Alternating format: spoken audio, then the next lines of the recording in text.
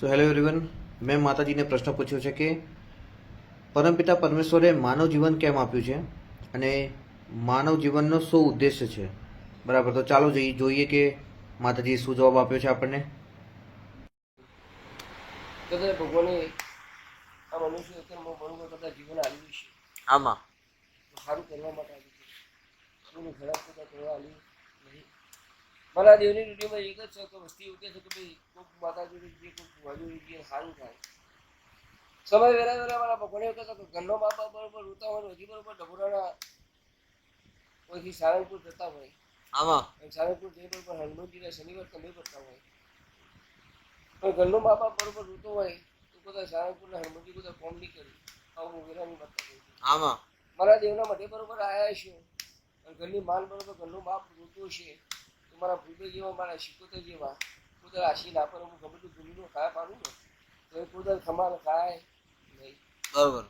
એટલે સમયે મારા ભગવાને બરોબર કરતા મનુષ્ય અવતાર આલ્યું છે ભાઈ, તો સારું કરવા માટે આલ્યું છે, ખરાબ કરવા આલ્યું નહીં. સમય વેરાય વેરાય કદાચ મારા ભગવાને એવું કીધું, હું માતા ઉભો છું તો બરોબર કદાચ ભગવાને અવતાર આલ્યું છે, બરોબર અવતાર આલ્યું છે તો બરોબર દેવના થઈ થઈ ગયું. હા, એટલા થઈ થઈ ગયું. આવું હું વેરાની માતા બોલું છું. આમાં સમય વેરાય મારા પ્રભુ એવું કહીશું, હું ભૂલનું શીખવતા માતા એવું કહું છું, હું ચોકવાની માતા છું અને મારા ભગવાન એવું કહેશો ભલે જેટલું વાપરીએ છીએ એટલું હવાયું છે. ભગવાન સપનો જોયેલો બધા સાકાર થતો નહીં. સમુદ્ર જીવનને બરોબર કદાચ મારા ભગવાને તો મનુષ્ય ઉત્તરમાં કોઈની વાતમાં ખોટ નહીં પડી તો જેટલું કદાચ પરસીઓ પાડશે એટલું 100% ફળ મળશે. આમાં પરસીઓ પાડે તો ફળ મળવાનું નહીં. સમય વેરાય દરિયાને પણ કદાચ મોટો થઈને બાનું લડવું પડે છે ભાઈ, આવું હું માતા કહું છું. કારણ એને બરોબર કદાચ રૂ બરોબર આવ્યો હોય એટલે એને પણ દરિયાને બરોબર કદાચ મોટો બનીને બાંધ્યા કરવું પડે છે, જન્યા કરવું પડતું છે. લેખવાનું કારણ એક જ છે ભાઈ, તો ખરાબ વસ્તુ બાંધી કરવાનું કારણ છે તને બરોબર એમને કરવાનું આવે તને ઉસરી બાંધી પડો એને જરૂર નહીં બાંધી પડવાની જરૂર. એનું વાપરવું કહું છું તો ભગવાનનું જીવન આવ્યું છે તો એ સારી રીતે જીવી રહ્યું. બધા જીવનમાં કોઈ ખરાબ થાય નહીં, આપણાથી બધા કોઈનું કર્મ ખરાબ લખાય નહીં અને આપણા કર્મમાં આપણું કર્મ ખરાબ ના બની જાય. હા, જેટલું થાય એટલું દુનિયાની સેવા કરીએ, કોઈક બધા ઉપર કદાચ ભૂષણ ખવડાવીએ તો ભગવાનથી મારા ભગવાન આગળ લાવશે. દર્શન પાણી પાછું તો મારા ભગવાન 100% આગળ લાવશે. આમાં આલ્યું હશે તો મોન તાલા કોકના પાછળ વાપરશો નથી ભાઈ, નહીં આલ્યું તો કશું વપરાય છે પણ આલ્યું હોય તો બરોબર વાપરો. આવું મારા દેવને કેવું છે. આમાં અને વાપરેલું બધા જો ખૂટવું હતું તો મારું નામ પડતા નહીં. યજમા સમય વેરાય મારા ભગવાને એવું કીધું કે એક દર કોકને એવું દાખલો કહ્યું હતું કે ભાઈ જેના કે લક્ષ્મી હોય ને કે લક્ષ્મી તેમ ખેંચાય છે. જેના કે લક્ષ્મીનો વાહવો છે તો લક્ષ્મી ખેંચાય છે ગરજીભાઈ, જેના કે લક્ષ્મીની હોય ને કે બધા લક્ષ્મીની ખેંચાય. તો કહેવામાં એક કીધું છું કે જો બરોબર હરી હોય તો મારા ભગવાન એવું કહેશો કે જો લક્ષ્મી બોલાવ્યું હોય તો ભાઈ લક્ષ્મીની જરૂર ના કરો, પણ શિવજીનું આહ્વાન કરો, વિષ્ણુનું આહ્વાન કરો લ્યા અને વિષ્ણુને સંભાળો, વિષ્ણુની માળા કરો એટલે લક્ષ્મીજી ઓટોમેટિક બોટમાં ઘેર આવી. આમાં હું કહું છું અચુમાં લક્ષ્મીને બોલાવ્યો તો કદાચ શિવજીનું નહીં પણ વિષ્ણુજીનું બરોબર કદાચ એનું કાર્ય કરવું કરો અચુમાં અને વિષ્ણુને સંભાળો ને એટલે લક્ષ્મીજીને રહેવા ના જવું કરો અચુમાં એ તો ઓટોમેટિક ઘેર આવી. એટલે જો શિવ શક્તિ બરોબર હાજર છે આમાં તો સુધી બધા લક્ષ્મી બધા ખૂટશે નહીં, ધન ભંડાર બધા ખૂટશે નહીં.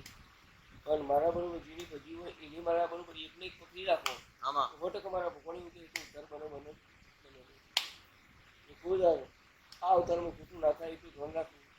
સારું ના થાય તો કોઈ નહીં, પણ ઓછું બધા મેળવી નહીં. ખોટું ખોટું થતું ને ઓછું નીકળી હલાઈ જઈએ તો પાપનો કોઈ આપણે છીએ.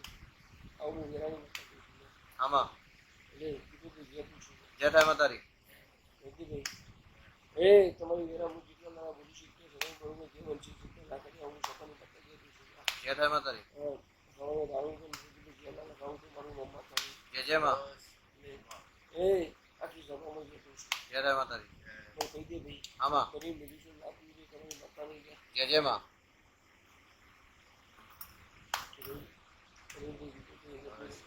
જયમાં વિશ્વા નહીં તો બધું ભૂલવું નહીં તો બધું આમાં બરોબર કે તારા વિષ્ણુ લાયક લક્ષ્મી પાસેથી જોતી ના લાવું તો મારું નામ માતા નહીં. जय जय माँ ले भाई અનિલભાઈ ઘેર બોલાવીએ એટલે અનિલભાઈ હજી ફોન કર્યો તો છોકરો નહીં તો ઘરે જો અહીં આવું સાચું માँ એટલે આવ્યું કોણ છે તો વિષ્ણુને બોલાવો ને એટલે લક્ષ્મીજીને એવું ના કહેવું પડે કે તું આવજે એ તો ખબર છે કે એના વગર અધૂરી છે સાચું માँ હા વિષ્ણુને બોલાવો એટલે ખોટે લક્ષ્મી જોઈ ગયા हाँ माँ તો શામળાજીમાં જ કહીને આવ્યો તો લક્ષ્મી માતાને કે ઘરે પધારો.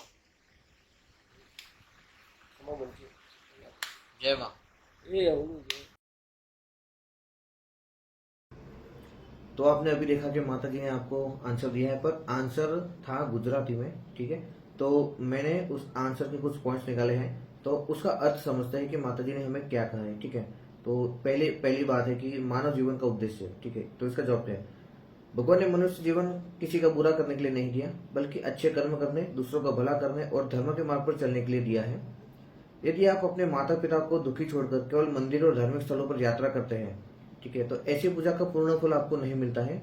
और माता पिता की सेवा भी ईश्वर की भक्ति का महत्वपूर्ण भाग है, ठीक है। तो ये पहला पॉइंट है। तो दूसरी बात माता जी ने ये कही है कि अच्छे कर्म और सेवा का महत्व। मनुष्य को देवतुल्य जीवन जीना चाहिए। भूखों की सेवा करना, जरूरतमंदों की सहायता करना और परिश्रम पूर्वक जीना ही सच्चा धर्म है। भगवान कहते हैं कि जो व्यक्ति दूसरों की सेवा में अपना धन, समय और श्रम लगाता है, उसे उससे अधिक श्रेष्ठ फल प्राप्त होता है। जितनी मेहनत होगी उतना ही श्रेष्ठ परिणाम मिलेगा। तो माता जी ने तीसरी बात ये कही है कि कर्म और जीवन की दशा, दुनिया में जो भी घटनाएं होती है उसके पीछे कोई ना कोई कारण होता है, इसलिए वर्ष की चिंता छोड़ दीजिए। भगवान ने जो जीवन दिया है उसे सदाचार, सेवा और अच्छे कर्मों के साथ जीना चाहिए।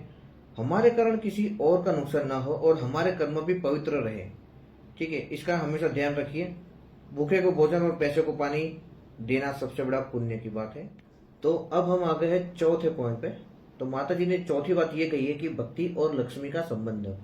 जहाँ भगवान विष्णु, शिव शक्ति और सच्ची भक्ति का वास होता है, वहाँ लक्ष्मी स्वयं आती है। धन और समृद्धि केवल भाग्य से नहीं बल्कि धर्म, भक्ति और सदाचार से प्राप्त होती है। जो व्यक्ति एकनिष्ठ होकर प्रभु की भक्ति करता है उसका जीवन सफल होता है और उसका आध्यात्मिक कल्याण होता है। तो माता जी ने पांचवी बात ये कही है कि हमें कभी भी किसी का बुरा नहीं करना चाहिए। अगर हम किसी का अच्छा नहीं कर सकते तो कोई बात नहीं, पर कभी भी किसी का बुरा मत कीजिए। जो व्यक्ति भगवान की भक्ति करता है उसके घर में सुख, शांति, समृद्धि का आगमन होता है।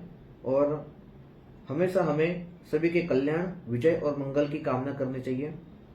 आशा करता हूँ कि आपको ये वीडियो अच्छा लगा हो, ज्ञान की बात अच्छी लगी हो। अगर आपका भी कोई प्रश्न है तो कमेंट सेक्शन में मुझे बताइए, तो हम प्रयास करेंगे कि हम ये प्रश्न माता जी को पूछ सके, ठीक है। याद रखिए, हमेशा सत्कर्म करते रहिए, भक्ति करते रहिए और जय श्री राम।